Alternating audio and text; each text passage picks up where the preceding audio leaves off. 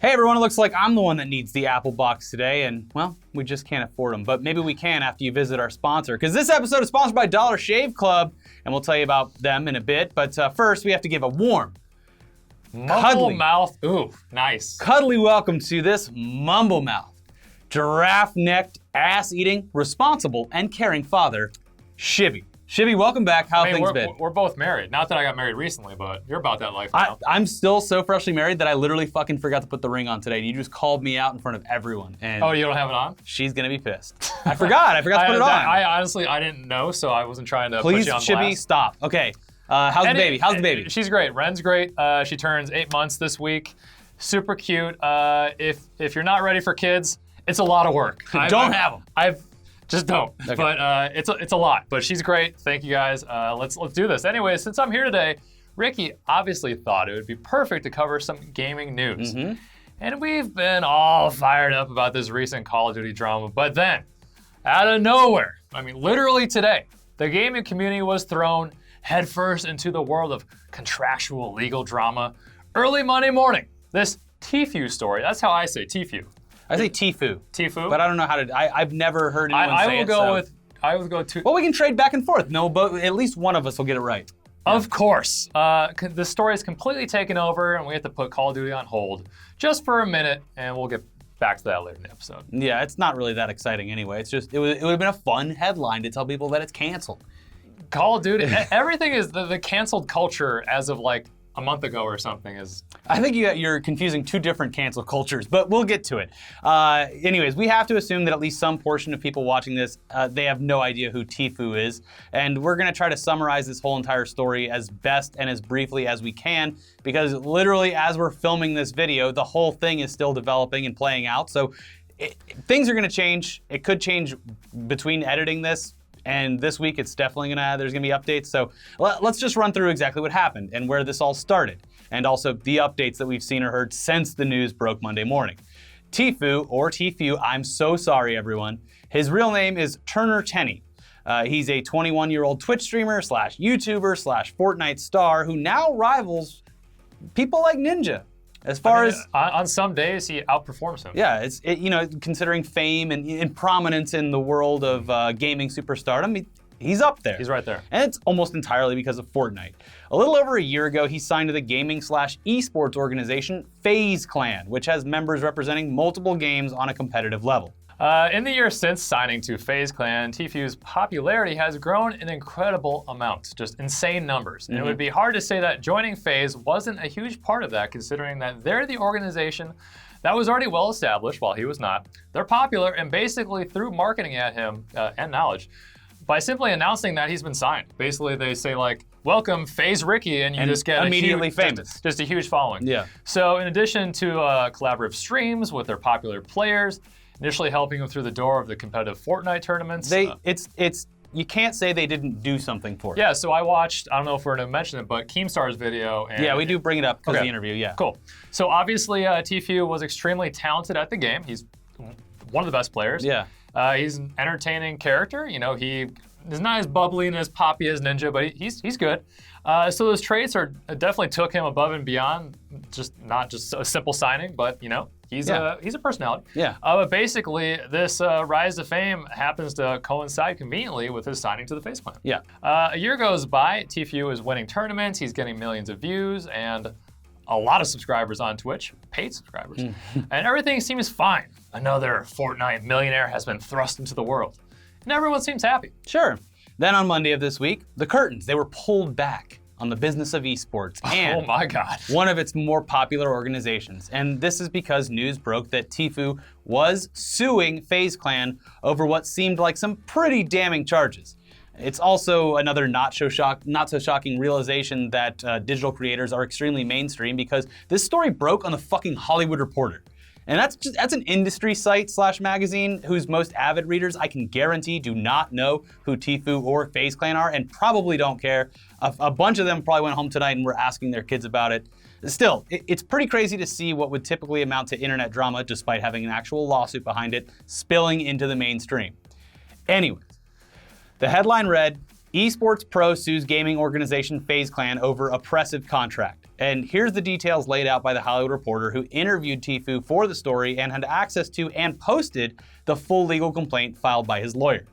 I looked over it. It's dense. It's wild. Yeah. Tfue is suing his gaming organization for allegedly restraining his business opportunities and taking up to 80% of his earnings in a complaint that argues esports players' representatives should be regulated like agents of film and TV stars. Tfue on Monday sued FaZe Clan for allegedly limiting his ability to pursue his profession in violation of California law. I mean, this is all above and beyond me, but so passing on lucrative brand deals, I believe HyperX was the one mentioned in the lawsuit, because of a conflict of interest in failing to pay him his share of sponsorship earnings. He says he's missing out on those opportunities because of FaZe Clan's unlawful activity in connection with the deal he signed in April of 2018. He only gets to keep 20% of revenue from any branded, once again, branded videos that are published on Twitch, YouTube, or social media, and half of his revenue from touring and appearances.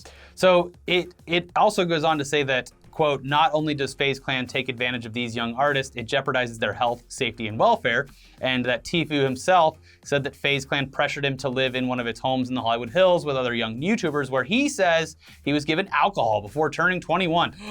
My stars. It's almost like any other country in the world wouldn't see a problem with that, but still, it's mentioned in this thing. Also, they apparently encouraged him to illegally gamble. Not sure what that means.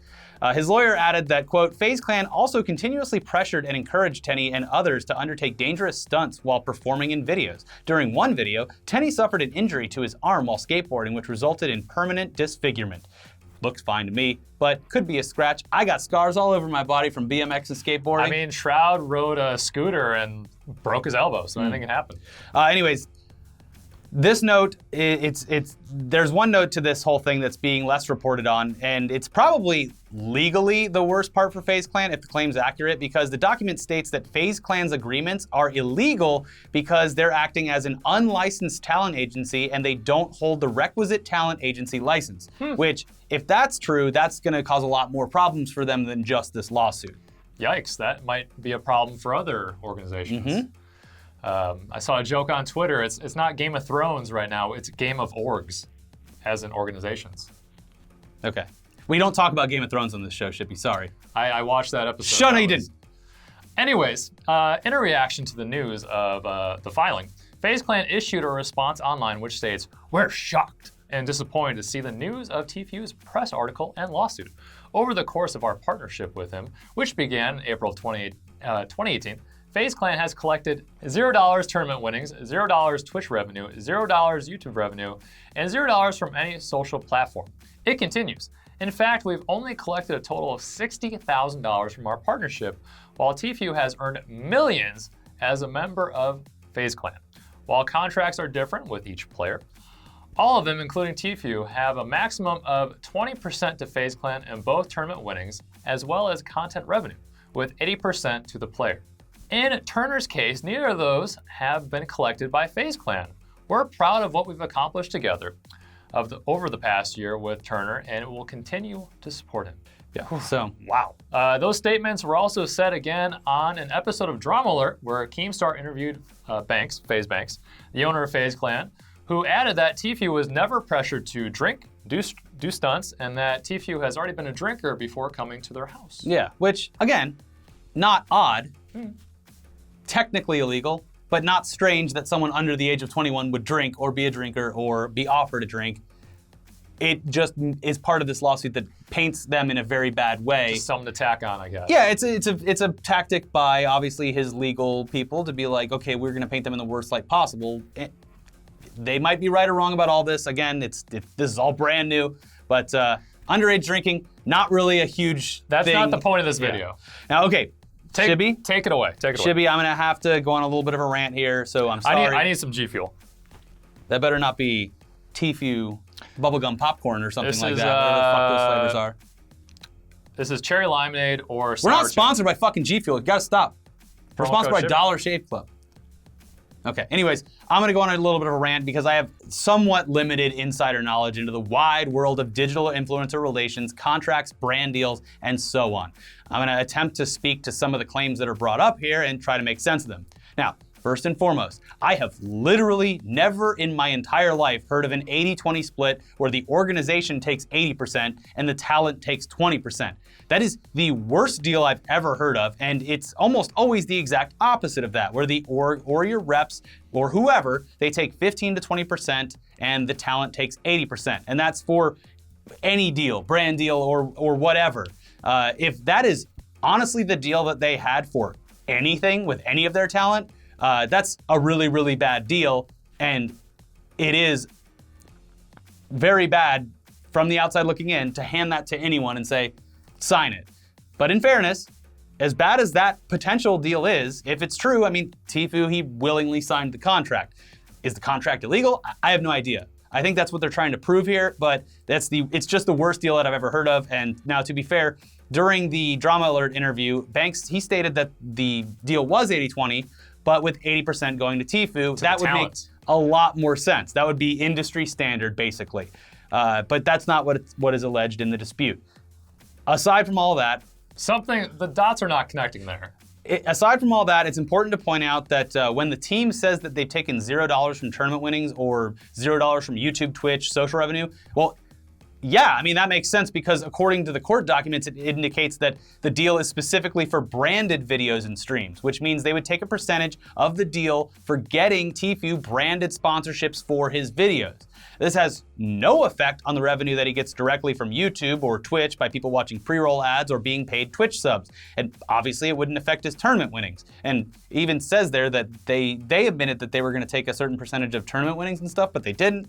Anyways, what Tfue's pointing out here in this whole legal document is that he can't go get his own brand deals, and no one aside from FaZe Clan can bring him brand deals because their contract apparently states that they have exclusive rights to pursue those deals for him. That's pretty much it. And here's the other thing though, if what the FaZe Clan is saying in their statement is true, that they've only made $60,000 off of Tfue over the past year through brand deals, then I don't think they're very good at getting brand deals considering how big of a creator he is. And that might be why he's so upset. Brand deals are literally one of the only ways to make decent money on any of these platforms if you're a creator. It's why you see a lot of people doing these types of integrations in videos or Instagram posts or whatever.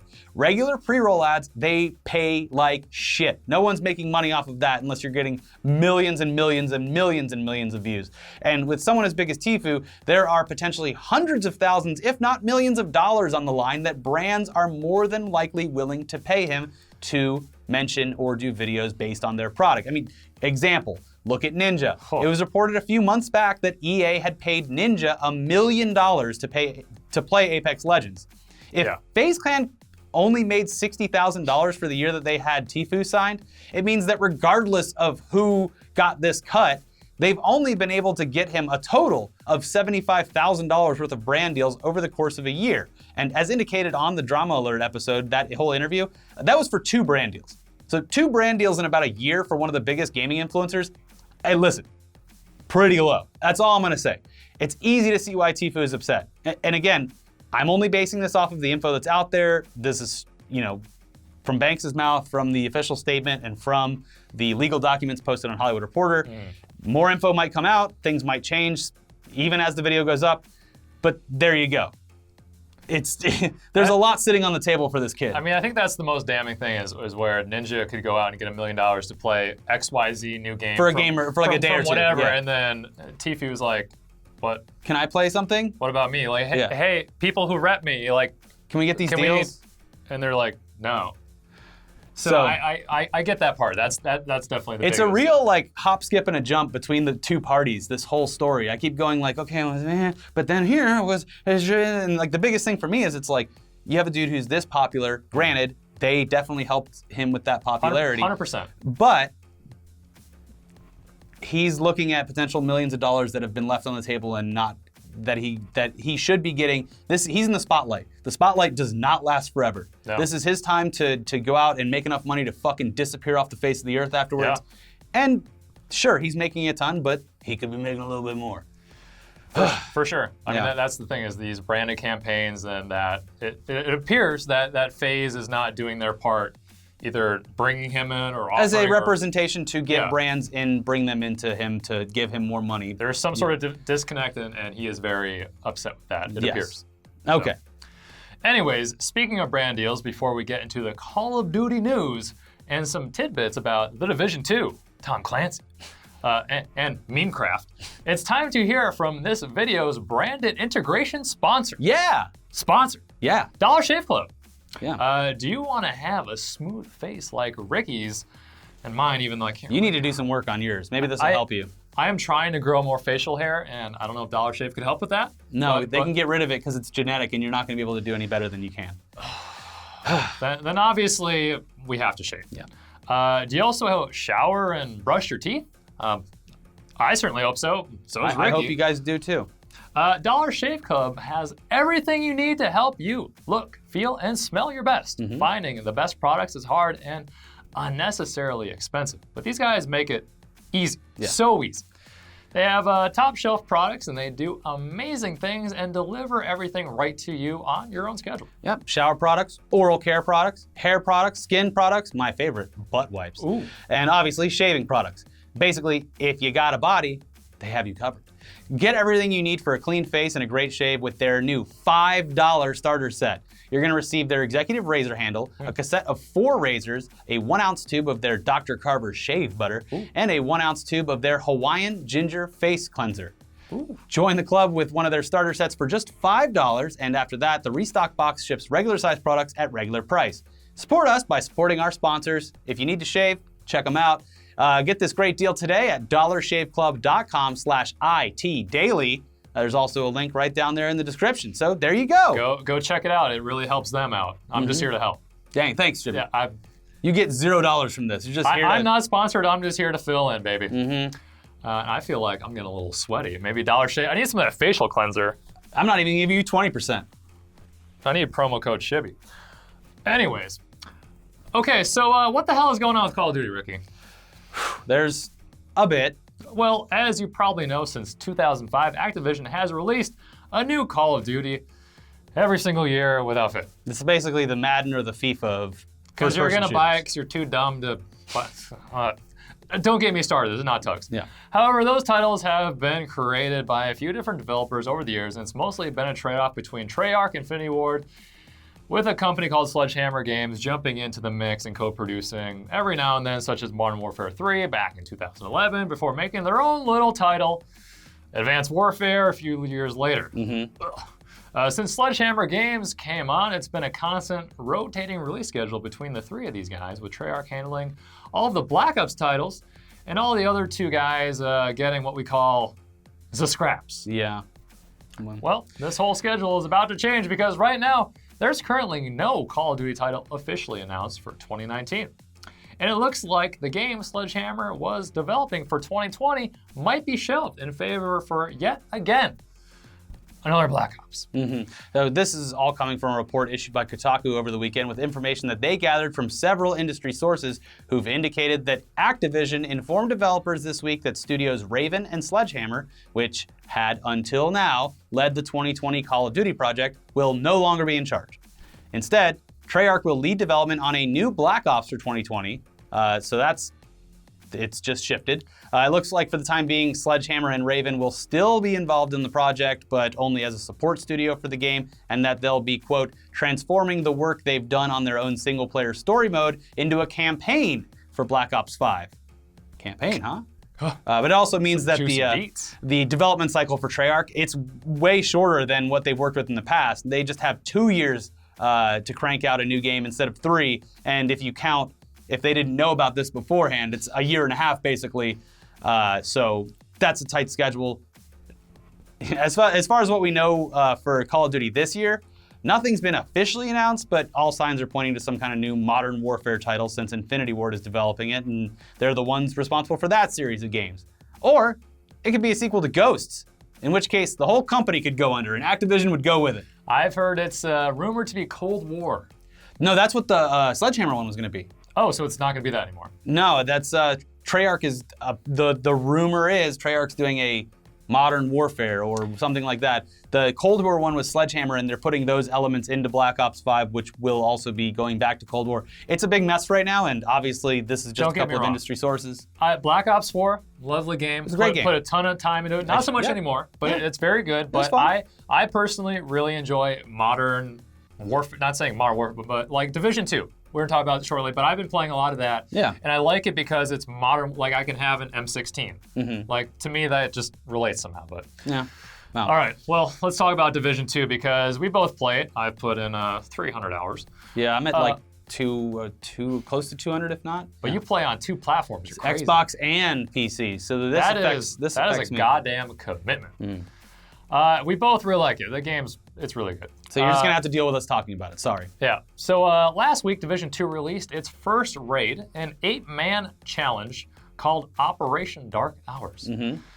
Apparently, it was designed with only PC players in mind. That's how I like it. Yeah. Because it seems like this raid is just way too hard. Oh my God, I really want to. Hold it back, Shibby. No. Okay. Not till the Tuggies later this year. It's too hard for the console players. Yeah. So it's apparently very, very, very difficult. I haven't done it yet, but I'm geared for it. Yeah. He's getting me geared up for it. We're working on it. For a PC. I'm not going to touch this thing on console for a long time. I don't. Off topic, if you play Division 2 PC, hit me up and we'll get in the clan because we need people to go in. We just need bodies. Yeah. We need cannon fodder. So the first team to successfully beat the raid on PC, they obviously did on PC, and it took 5 hours. I believe it was like 5 hours and 4 minutes, 2 minutes. It was over 5 hours. I watched the whole thing. It was cool to figure out the mechanics and complete the entire thing. But then entire days have passed with no teams being able to beat the damn thing on Xbox or PS4. People thought it was impossible. Well, they just had shitty gear, maybe. Or no, it's because they're playing on controllers. It was just way too hard. No, it's seriously just because this game, like the raid requires like precision aiming. Yeah. And fast precision aiming, and it is extremely hard to do. Being able to whip your aim to a weak point or a thing you have to destroy. Or the 50 drones that come out of the raids are back at the end. Look, we're losing people because I'm sure a lot of people have no idea about this raid, but anyways. Players were frustrated. They were. In fact, people started posting challenges to the developers, asking them to beat it on console to prove it could be done. Well, despite the initial outcry, a team on console has actually done the impossible and they've beaten the raid. It only took like, 36 hours. 36 hours. With a whopping 20 hours just focused on the final stage.